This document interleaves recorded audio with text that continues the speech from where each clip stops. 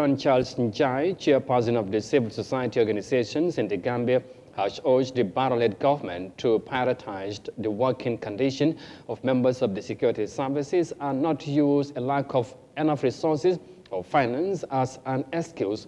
John Charles Njai made these remarks in the conference on Wednesday organized by the Geneva Conference for Security Sector Governance, otherwise known as DCAV.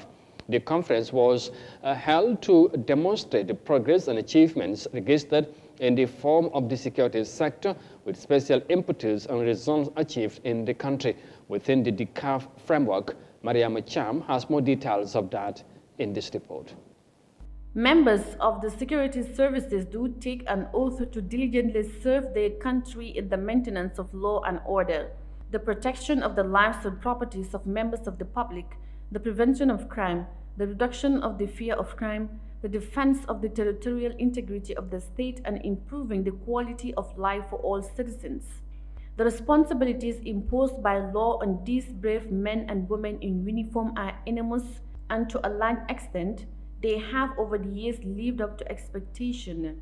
But thus, despite their sacrifices for the nation, they still remain amongst the lowest paid workers in the country. Their situation is compounded by poor welfare, inadequate funding, the lack of equipment, and corruption, to name a few. The security sector reform program, initiated in 2017 by the Gambia government, was meant to reorientate members of the security services on best practices in line with democratic values which respect human rights. In a recent conference held by DCAV on the advancement of the security sector reform in the country, the head of civil society organizations in the Gambia, John Charles Njai, spoke out candidly by telling the Gambia government to do the needful and not use a lack of resources or finance as reason for neglecting our men and women in uniform. We wish we had it in our power to do more for you. However, we take this opportunity to call on government to prioritize the service conditions of our servicemen and women. The excuse that funds are limited cannot and will not go unchallenged, seeing that government spends monies in areas with questionable priorities. John Charles Njai further went on to say that it was unacceptable that members of the security services are made to work in unconducive environments, underpaid, and their gallant services taken for granted.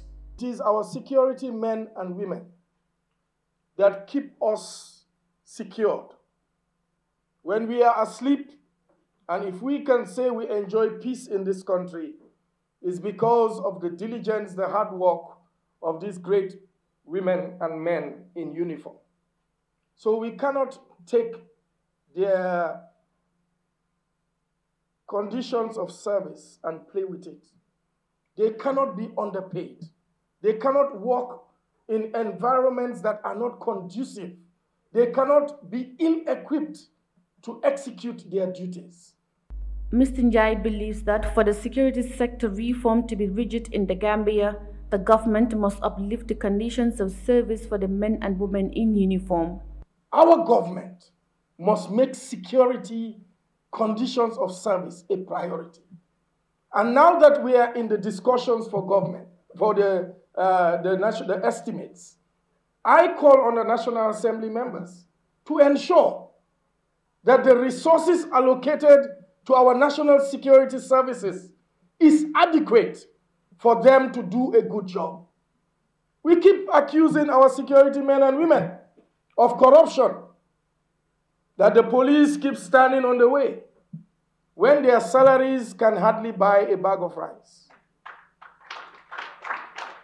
If we are to do national security sector reform, let's look at the conditions under which our men and women in uniform work. Since the launch of a comprehensive security sector reform process in September 2017, the Gambian government has achieved some very important milestones. The country's first national security policy was published in 2019, and a national security strategy and security sector reform strategy were adopted in 2020.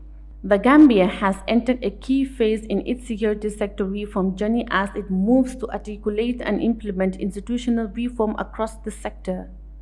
Reporting for Eyeafrica News, I am Yahya Jammeh.